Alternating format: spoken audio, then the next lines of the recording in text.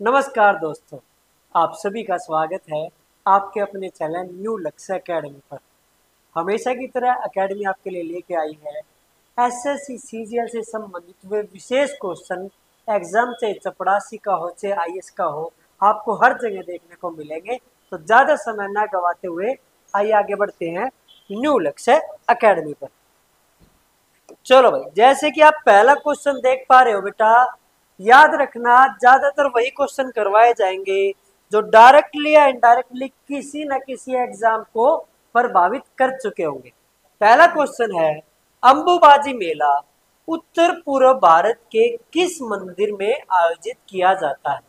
यहाँ मेले का नाम है अंबुबाजी मेला और एरिया का नाम है उत्तर पूर्व, यानी नॉर्थ ईस्ट इंडिया की बात की जा रही है। तो क्या वो दक्षिणेश्वर काली है जो कलकत्ता में है, या भुवनेश्वरी में है, या बिल्लेश्वर है, या कामाख्या मंदिर है? हमेशा की तरह 5 सेकंड का समय। बिल्कुल ठीक बात। इसका सही जवाब है कामाख्या मंदिर। कामाख्या मंदिर के बारे में आपने बहुत सारी कहानियां भी सुनी होंगी।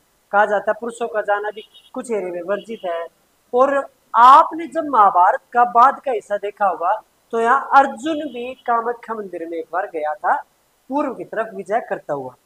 वहां पे किसी से वो शादी भी करते हैं। चलो कभी आगे देखने को मिलेगा। अब आगे देखो भाई, भारत की 2001 से 2011 की जनगणना के दौरान राज्यों के निम्नलिखित समूह में से किस समूह में बहुत अधिक जनसंख्या वृद्धि दर दर्ज की गई है? अब यहाँ पे क्वेश्चन के कुछ की पॉइंट्स है।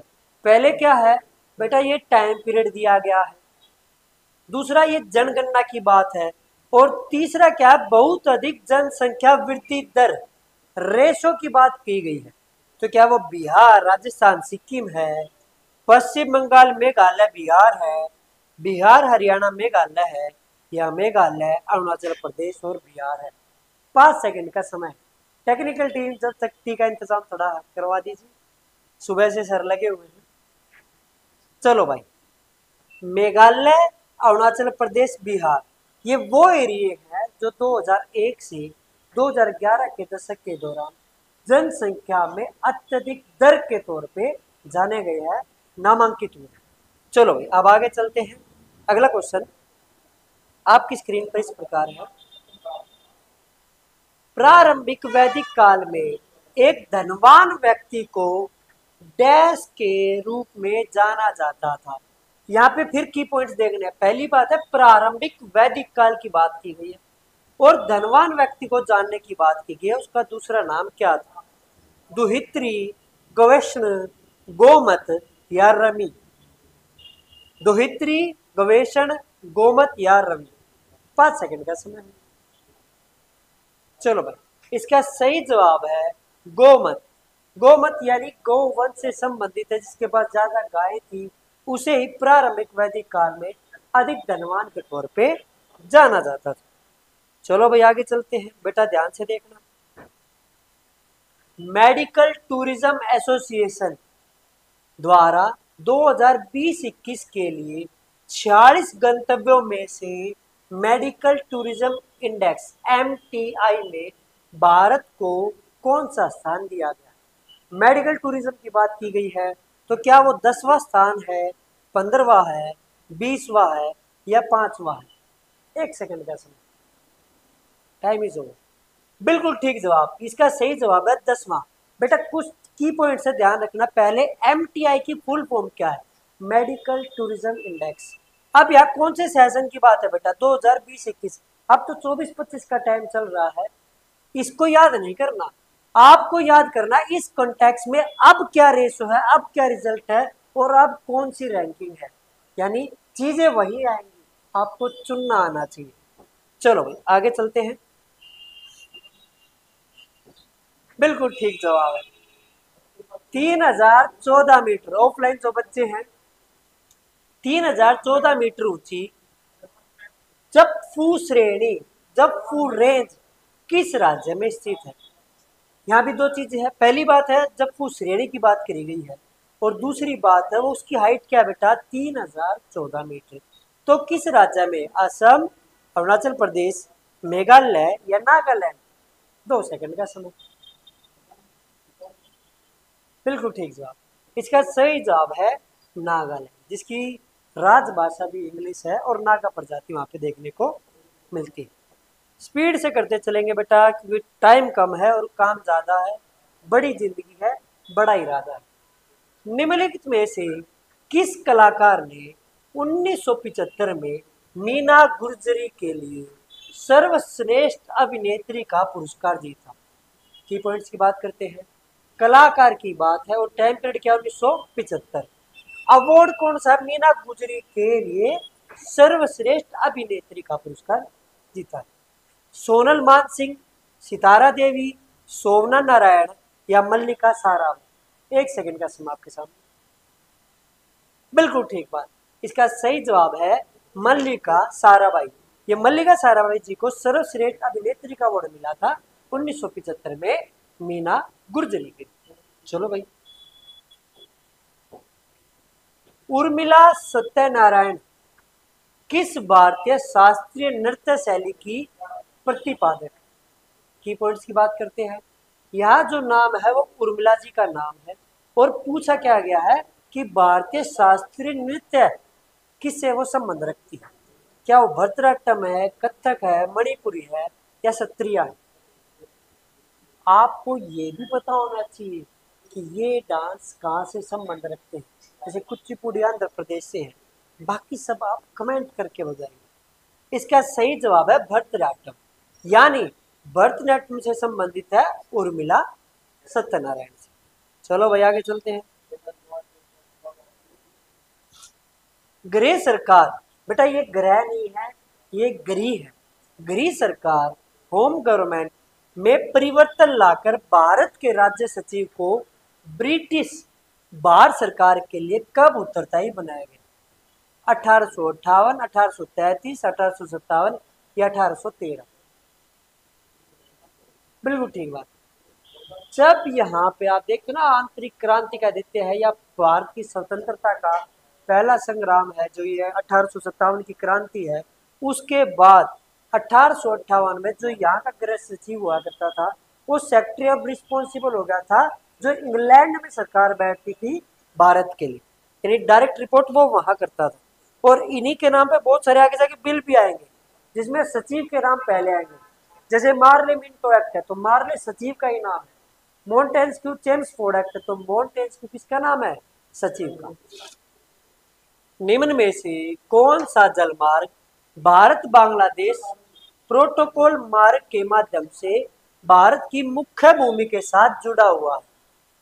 NW10, NW national waterway 15, national waterway 2 या नेशनल वाटरवे 83? 4 ऑप्शन आपके सामने है। इसका सही जवाब है ऑप्शन 3, नेशनल वाटरवे 2। ये भारत का जलमार्ग भारत और बांग्लादेश के साथ साझा करता है। चलो आगे चलेंगे। 2021 में भारतीय पुरुष क्रिकेट टीम ने ऑस्ट्रेलिया को गाबा स्टेडियम में एक टेस्ट मैच में हराया, जो कि बाद में ब्रिस्बेन में ऑस्ट्रेलिया को हराने वाली एकमात्र क्रिकेट टीम बन गई। तो यहाँ पे कुछ उस टाइम के मेन फैक्ट्स भी दिए गए हैं। आपको खेल से संबंधित बहुत सारी जानकारियों को इकट्ठा कर रहा है, खास तौर पर जो अभी वर्ल्ड कप हुआ है, जो पूरे युगों युगों तक याद रखा जाएगा, इसकी बारीकियों की जानकारी भी लेनी है, क्योंकि इस प्रकार के क्वेश्चन पहले आते रहे। तो 1996, 1992, 1990 या 1988 सॉरी, इसका सही जवाब है 1988। 1988 में भारत जो क्या है 2021 में भारतीय पुरुष क्रिकेट टीम ने ऑस्ट्रेलिया को गाबा स्टेडियम में एक टेस्ट मैच में हराया, डैश जो के बाद ब्रिस्बेन में ऑस्ट्रेलिया को, यानी 1988 में से पहले ब्रिस्बेन में ऑस्ट्रेलिया को हराया जा चुका था। चलो आगे चलते हैं। मौलिक कर्तव्यों को, पहली बात तो मौलिक कर्तव्य कहां से लिए गए बेटा? ये रूस से लिए गए। मौलिक कर्तव्य को डैश संविधान में जोड़ा गया था।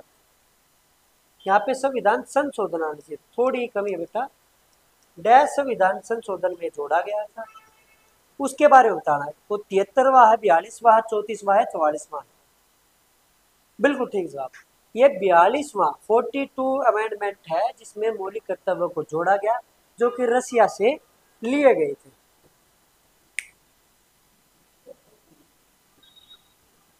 वेरी गुड, क्या बात। टेक्निकल टीम जो काम करती है वो काबिले तारीफ। डैश ने ब्रिटिश भारतीय साम्राज्य को एक धर्मनिरपेक्ष, यहाँ एक शब्द है धर्मनिरपेक्ष, भारत और इस्लामी पाकिस्तान में विभाजित करने की घोषणा की थी। तो जब भारत का विभाजन होता है वो घोषणा किसके द्वारा थी? रिपन, डलहौजी, लुइस माउंटबेटन या कर्जन? कर्जन तो 1905 वाला है, जिसने बंगाल का विभाजन किया। तो सही जवाब इसका लॉर्ड कैजिटेज, लॉर्ड लुइस माउंटबेटन। माउंटबेटन अंग्रेजों का आखिरी वायसराय था। और भारत का पहला और आखिरी कौन था? सी राजगोपालाचारी। तो उसके टाइम पे, माउंटबेटन के टाइम पे ये घोषणा की गई थी कि भारत के अब दो टुकड़े हो जाए। निम्न में से कौन सी कोशिका स्तनधारियों के यकृत यानी लीवर में पाई जाती है? पुरकिंजे कोशिकाएं, माइक्रोग्लियन कोशिकाएं, कुफर कोशिकाएं या संवेदी कोशिकाएं? तो इसका सही जवाब है कुफर कोशिकाएं। वो कोशिकाएं हैं जो स्तनधारी प्राणियों में लीवर में पाई जाती है। साइंस से संबंधित क्वेश्चन था बेटा। चलो आगे देखते हैं। भारत का प्रथम विधि अधिकारी कौन होता है? राज्य के महाधिवक्ता, भारत के मुख्य न्यायाधीश, भारत के महान्यायवादी या कानून मंत्री? तो भारत का प्रथम विधि अधिकारी होता है बेटा भारत का महान्यायवादी, अटॉर्नी जनरल ऑफ इंडिया। ये भारत का प्रथम विधि अधिकारी होता है। चलो भाई आगे चलते हैं। 8वीं शताब्दी ईस्वी में दक्षिण पूर्वी एशिया में अपना साम्राज्य स्थापित करने वाले शैलेंद्र राजा डैश के अनुयायी थे? बौद्ध, शैव, जैन या हिंदू? ऑफलाइन वाले बच्चों के लिए सामने क्वेश्चन। बिल्कुल, जो शैलेंद्र शासक कहे गए एक उपाधि की तरह जाने जाएंगे, ये बौद्ध धर्म से संबंधित थे और 8वीं शताब्दी में दक्षिण पूर्वी एशिया पर इनका पूरा आधिपत्य था, यानी सब कुछ इनके कंट्रोल में था। चलो अगला क्वेश्चन। हाइपोपैराथायरिज्म, दुष्चिकित्सा, रिकेट्स और पारिवारिक हाइपोफोस्फेटेमिया के इलाज के लिए किस विटामिन डी समधर्मी का उपयोग किया जाता है? टैकलसिटोल, टोकोफेरोल, एग्रोकैसिफोरोल या रेटिनोल? नाम बहुत जबरदस्त है बेटा, बोलने में भी जोटा ही लग रहा है। इसका सही जवाब है एग्रोकैल्सीफेरोल। क्वेश्चन को ध्यान से देखना बेटा, साइंस से संबंधित। चलो अगला क्वेश्चन आपकी स्क्रीन पे बेटा। निम्न में से कौन सा सेल या रोग का प्रकार नहीं है? बेटा एक चीज याद रखना, चाहे सीटेट हो चाहे डीएसएस भी हो, अगर आपने पेपर में नहीं को नहीं पढ़ा तो आपका एग्जाम पास नहीं होगा, इसलिए नहीं बहुत इंपॉर्टेंट है। तो कौन सी सेल का प्रकार नहीं है? अग्नि चट्टाने, राज चिन्ह चट्टान, कायंत्री चट्टान या अवसादी चट्टान?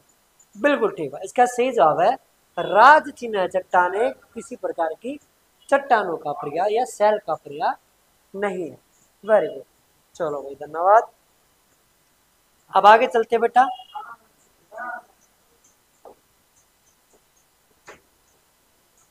निम्न में से कौन सा खिलाड़ी भाला फेंक यानी जेवलिन थ्रो से संबंधित है? ये वो क्वेश्चन है जिसमें ऑप्शन पढ़ने की जरूरत ही नहीं है। पूरी दुनिया में उस मनुष्य का डंका है, पूरे देश से उसका नाम जाना गया है। और इसका सही जवाब बेटा नीरज चोपड़ा। क्या जवाब है? नीरज चोपड़ा इसका सही जवाब है। चलो भाई आगे चलते हैं।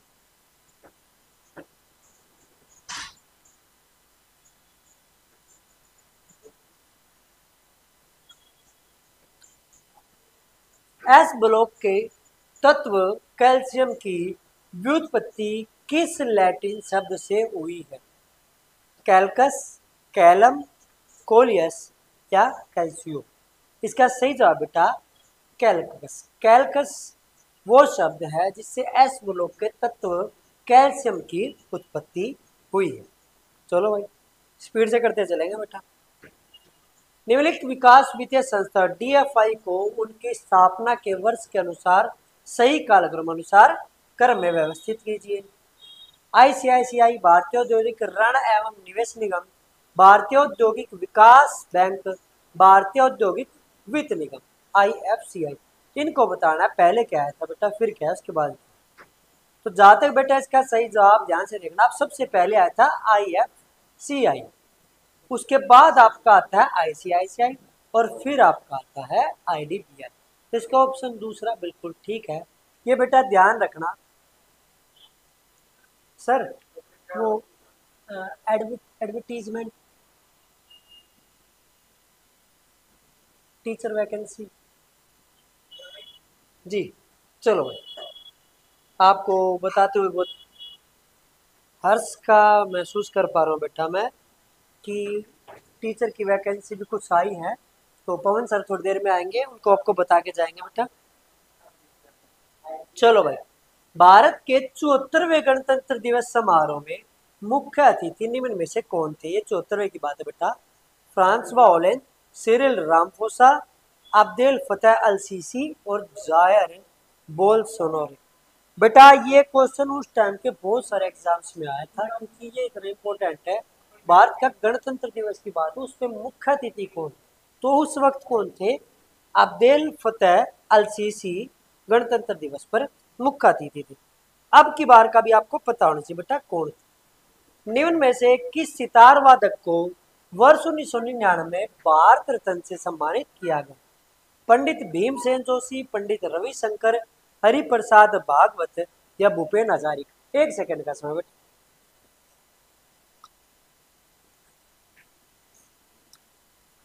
बिल्कुल ठीक बात, पंडित रविशंकर जी सितार वादक रहे जिन्हें 1999 में भारत रत्न अवार्ड से सम्मानित किया गया।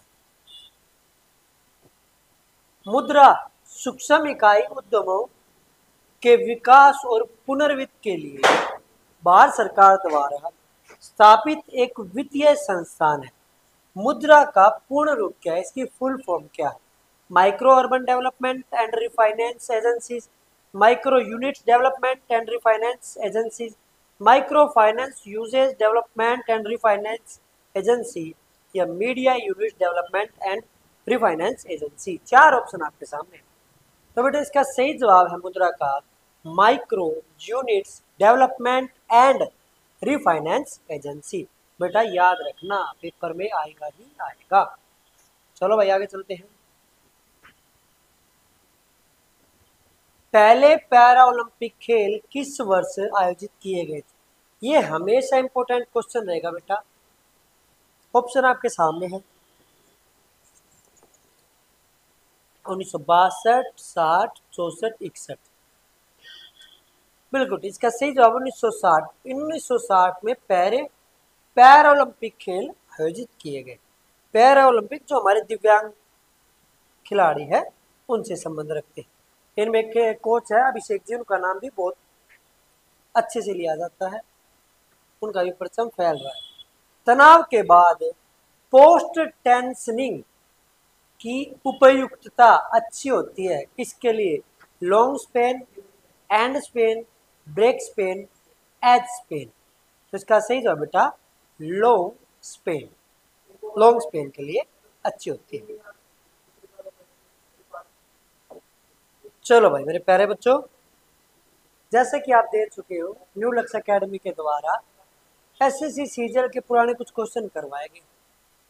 आपको करना क्या है, आपको मेन थीम पकड़नी है और इससे संबंधित जो करंट के इश्यूज है उन सब को ऐसे चटनी बना के घोट लेना रहता है, क्योंकि एरिया वही रहता है। थोड़ा सा एक्टिव हो जाओ, नौकरी पाना बहुत आसान काम है। तो मेरे प्यारे बच्चों, जो करना है अभी करना है, इसके बाद तो पूरी दुनिया को फतह करना है।